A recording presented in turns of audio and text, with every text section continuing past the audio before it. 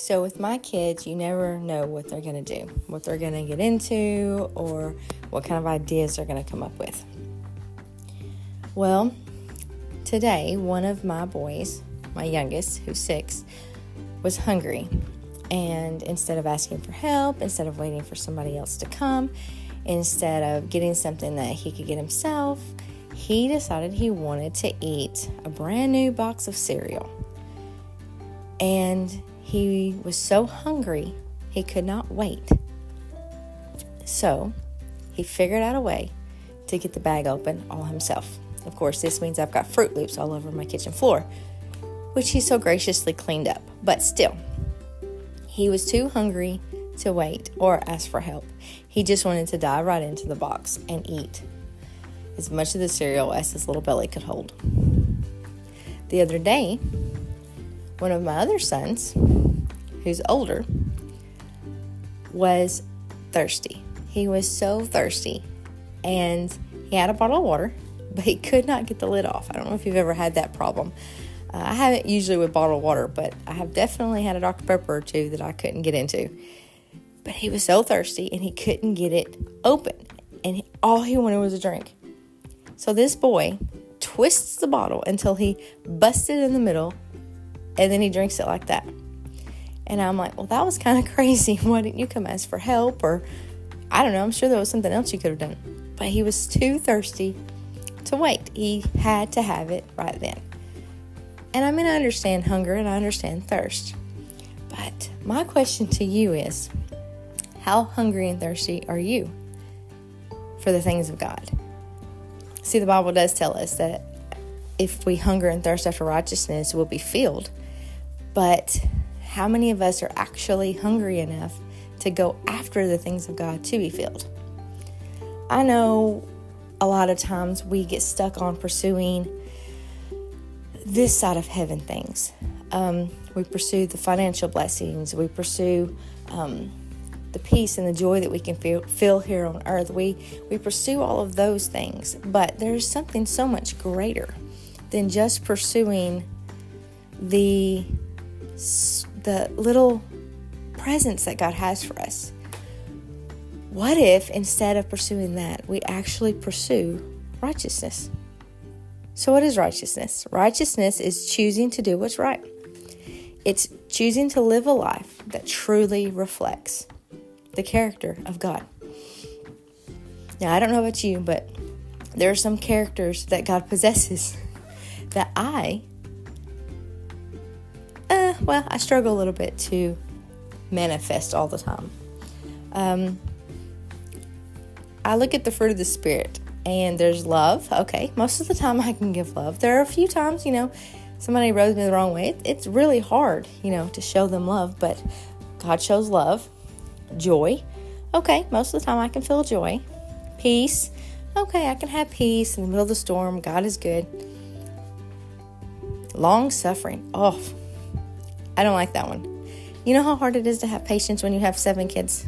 It is some days a struggle, but those should be the things that I am pursuing so I can live righteously, so I can live and reflect the character of God. But how hungry am I after it?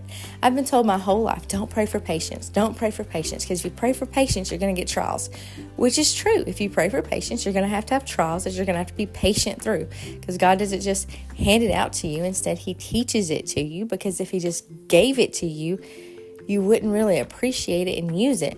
But if you earn it and you learn it, then it's going to stick with you. But do I really hunger and thirst after righteousness enough to pray for that fruit to be manifested in my life? Gentleness is the next one. What about that? Okay, most of the time I can be pretty gentle. Goodness, I like to think I'm pretty good most of the time. Faith, man, I like to have faith. It's a whole lot easier for me to have faith for you than it is for me to have faith for me, though. So do I pray for God to increase my faith? Oh, but I know what that means. It means I'm going to have situations where I need faith. I don't like those kind of situations because I don't always know the outcome, right? Meekness. Oh, meekness. Meekness is not always easy. Meekness is putting other people's needs first. Meekness is realizing that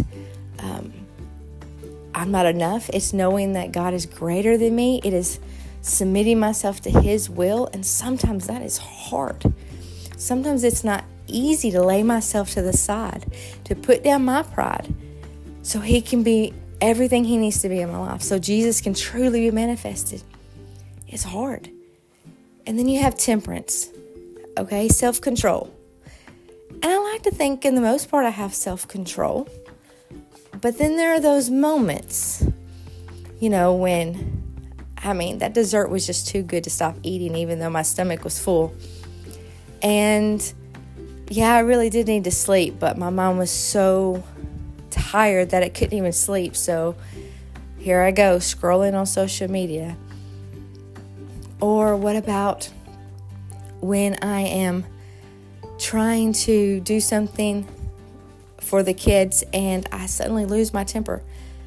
That's not self-control. That's not temperance. So am I going to pray for more temperance? Am I going to pray that that's a fruit that's stronger in my life?